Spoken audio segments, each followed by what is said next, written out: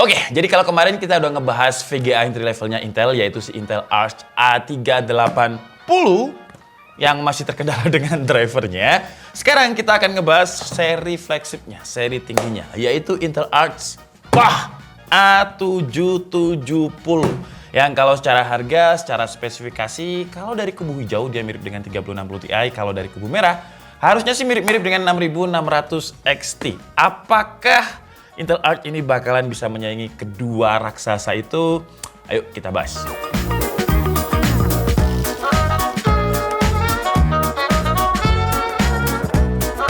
Buat yang belum ngikutin dan belum tahu, sekarang vendor VGA itu ada 3 ya. Kalau dulu kan 2 raksasa itu aja. Jadi ada AMD dan juga ada Nvidia. Sekarang ada peserta baru yang juga bukan dari brand yang baru. Ini brand lama tapi dulu fokusnya di prosesor, yaitu Intel. Sebenarnya ini bukan discrete graphic card pertamanya Intel, karena di tahun 90-an akhir Intel itu pernah ngeluarin VGA yang namanya i740. Cuman itu ya bisa dibilang produk gagal lah karena nggak ada kelanjutannya.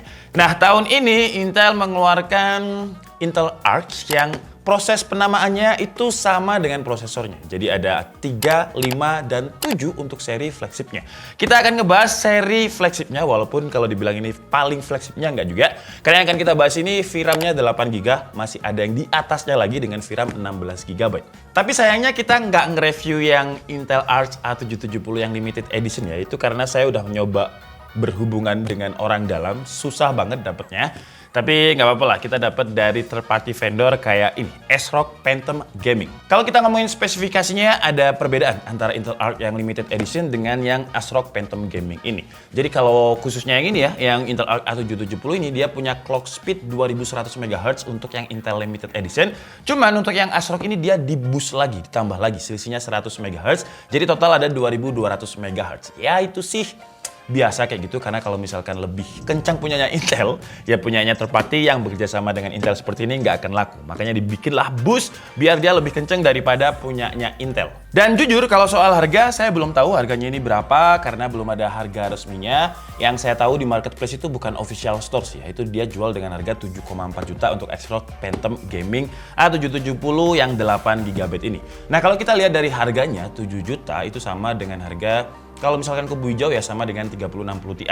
Kalau kubu merah ya sama. Kalau kita ngomongin vendor yang sama aja ya, ASRock Phantom Gaming itu juga ada yang 6600 XT. Harganya juga mirip-mirip di 7 jutaan. Spesifikasinya pun mirip-mirip. Nah kalau kalian tanya yang 16GB bakalan berapaan? Wah jujur saya belum tahu ya, karena saya lihat di marketplace pun juga belum ada.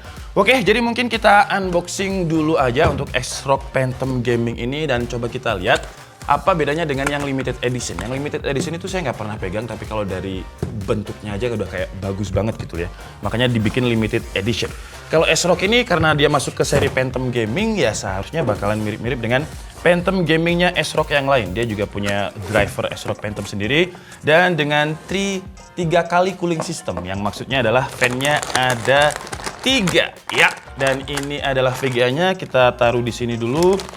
Dan nggak dapat apa-apa ya. Kalau di RTX 4090 itu kan kita dapat kayak semacam soket atau kabel tambahan untuk dari PSU ke VGA-nya, tapi kalau ini enggak karena memang dayanya nggak segede 4090 yang sampai butuh soket tambahan. Wah, dan ini adalah VGA-nya ya. Ini ciri khasnya ASRock Phantom Gaming. Jadi kipasnya itu dibikin berbeda warna, yang bagian kanan kiri itu hitam, yang bagian putih karena ini kalau saya nggak salah inget ya, dia bakal nyala RGB, makanya dikasih warna putih kayak gini. Terus di bagian sini ada tulisannya Phantom Gaming, cuman yang bikin kita tertarik sebenarnya adalah ini ya, Intel Arc-nya. Karena ini benar-benar VGA baru dari Intel gitu dan juga hype banget.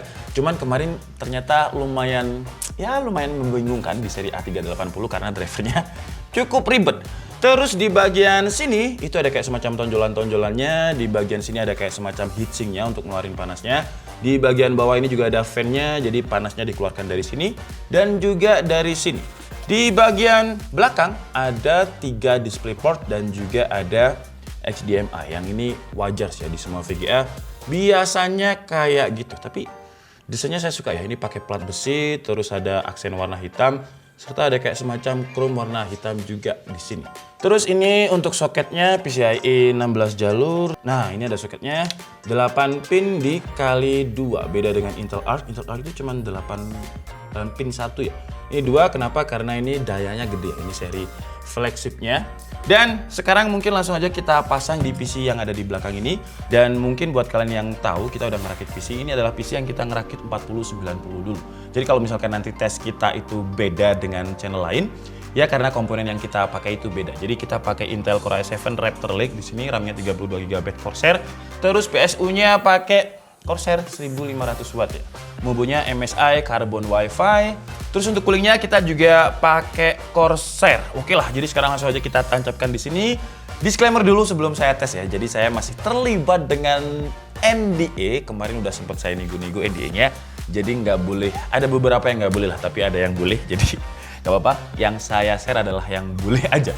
Ya, ini sudah terpasang, tapi di dalam paket pembelanya tadi nggak ada kayak semacam kakinya buatnya, enggak ya? Kalau 4090 itu ada, ini nggak ada kakinya, tapi seharusnya sih aman aja ya, karena ini udah lumayan kuat, terus udah lumayan nyakot. Sekarang kita masukkan pinnya dulu, terus kita tes. Oke, jadi VGA-nya udah selesai kita pasang di sini, dan sebenarnya kemarin tuh udah kita pasang dan udah kita coba-cobain ya. Beda dengan Intel Arc A380 kemarin, ini drivernya udah gampang banget. Nggak kayak A380 yang masih cukup ribet. Ini nggak, aman-aman aja, jadi tinggal download, selesai, beres. Tapi Intel Arc-nya juga kayaknya masih ngebug ya. Karena kalau misalkan saya buka itu kayak gini, misalkan ini harus dipakai run as administrator kalau misalkan di Windows 11. Terus dia juga nggak bisa digeser-geser.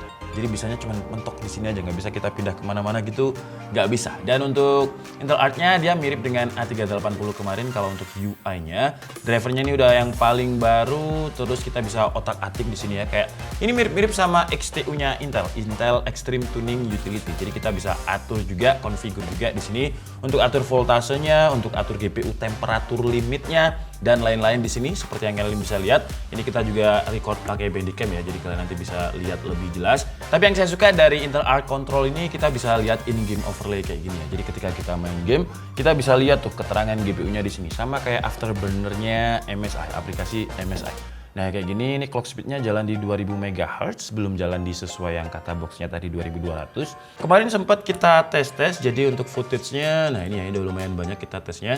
Jadi ketika di Firestrike, dia itu dapat skornya lumayan kenceng ya, 31.399 di Firestrike-nya. Terus di Time Spy Stress Test kita loop sebanyak 20 kali, seperti yang kalian lihat skornya ini 99,7%. Jadi ini adalah ulahnya si Phantom Gaming ya, ulahnya si ASRock, dia bisa bikin kipas dan juga heatsink yang bagus. Jadi skornya 99,7%. Dengan average frame rate kalau kita lihat di sini, wah dia makin naik, makin naik. Terus kalau misalkan di Time Spy-nya sendiri, dia dapat skor excellent ya, 14.412 dengan performa yang juga stabil. Sekarang kita lanjut ke tes gaming ya. Kemarin itu kita tes di game Watch Dogs. Kalau kalian lihat settingannya ini hampir rata kanan, walaupun beberapa nggak di kanan semua. Tapi kita coba di very high ya, di resolusi 1080p tapi ya, bukan di resolusi 4K. Dan seperti yang kalian lihat hasilnya, ini kita scene-nya lumayan padat, ini naik tank terus jalan, frame-nya lebih cepat, dan hasilnya dia masih di angka atasnya playable 1080p, di atasnya 60 fps. Jadi dia stabilnya itu di kisaran 80-an fps dengan scene padat seperti ini. Resolusi Full HD dengan grafiknya ada di high, dan settingan itu tadi reflectionnya kita setting di very high ya, nggak ada masalah di game ini. Kalau untuk suhunya ini ketika main Watch Dogs ya, dia itu ada di 64 derajat Celcius, itu stabilnya. Terus untuk GPU clock-nya dia tembus di, kalau di sini ya, di AW infonya itu tembus di 2400 MHz. Terus memory usage-nya belum 100%, masih 80%. Frame rate-nya seperti yang kita lihat tadi, stabilnya itu di kisaran 80 fps di game Watch Dogs Legion. Terus lanjut kita coba di game Final Fantasy, dan di game ini seperti yang kalian lihat juga nggak ada masalah. Untuk GPU-nya kalau di sini ya, itu usage-nya kepakainya 100%. Kalau di Afterburner, di HW Info coba nanti kita cek, karena beda-beda ya untuk software monitoring. Tapi kalau untuk FPS-nya dia dapat di kisaran 98 sampai 100 fps, lumayan kenceng untuk sebuah GPU cuma 8 GB. Tapi sekarang coba kita lihat lagi untuk hasilnya. Dan hasilnya untuk temperatur lebih tinggi di Final Fantasy. Kalau tadi kan 60 derajat Celcius, Watch Dogs Legion ini stabilnya di 66 derajat Celcius. Untuk clock speed masih sama, terus usage-nya sekarang 100% dengan frame rate. Ya dia naiknya itu paling mentok ya, paling kecil di 80 fps, paling gedenya di 122 fps. Jadi kalau misalkan dia drop pun masih di atas 60 fps, yang berarti dia masih sangat playable untuk dimainkan di resolusi Full HD. Lanjut kita coba di game The Witcher, ini resolusi Full HD juga, grafiknya ada di high ya, bukan ke ultra. Dan hasilnya seperti yang kalian lihat, dia ada di sama dengan Watch Dogs Legion tadi. Oh enggak sih ya, lebih dapat banyak FPS di The Witcher ini ketimbang di Watch Dogs, tapi ya selisih cuma 5 FPS. Ini sekarang dia stabilnya itu di 80 sampai 85 FPS.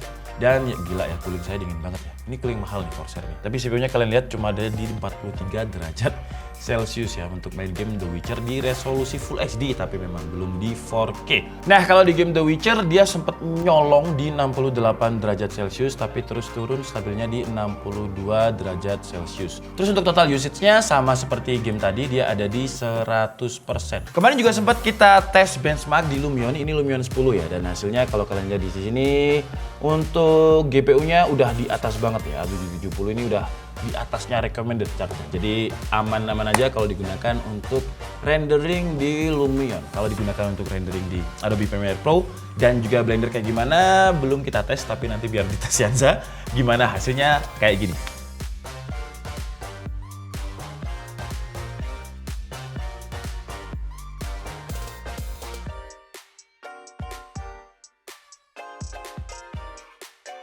Oke lah, jadi mungkin cukup segitu aja video dari Intel Arc A770 ini, yang kalau kita lihat performanya memang dia mirip-mirip ya dengan RTX 3060 Ti dan juga 6600 XT. Di atasnya 6600 XT dikit lah dia posisinya, tapi kalau dibilang sama dengan 6700 XT nggak juga. Nah, sekarang kalau misalkan Intel ngasih harga 7 juta ya, di mana pesaingnya juga harganya mirip-mirip. Bahkan kalau kita lihat di marketplace itu 3060 Ti ada yang harganya 6,9 juta, terus 6600 XT juga ada yang 6,9 juta. Nah, si ASRock ini, si Intel Arc 770 ini dibanderol dengan harga 7,4 juta. Tapi itu saya belum tahu itu harga resmi atau enggak, atau memang itu toko yang dapat barang duluan, resminya berapa jujur saya belum tahu. Tapi kalau misalkan dijual dengan harga 7 juta ke atas, di mana pesaingnya dua raksasa yang udah terbukti drivernya, yang udah terbukti pemain lama lah intinya ya, di harga 7 juta ke bawah, ya maaf ya Intel ya, kayaknya kalau misalkan mau menggebrak pasar dengan kasih harga segitu dan performanya mirip-mirip sih, menurut saya ya bakalan agak sulit sih menyaingi dua raksasa itu. Kecuali kalau ini dijual dengan harga nanti 6 juta tipis, 6 juta kecil, yaitu baru bisa menggebrak pasarnya dua raksasa itu tadi. Tapi kalau 7,4 juta, ya sesuai judul dari video ini ya maaf aja lah Intel ya. Saya Dika Stabdi and see you on the next video. Bye-bye.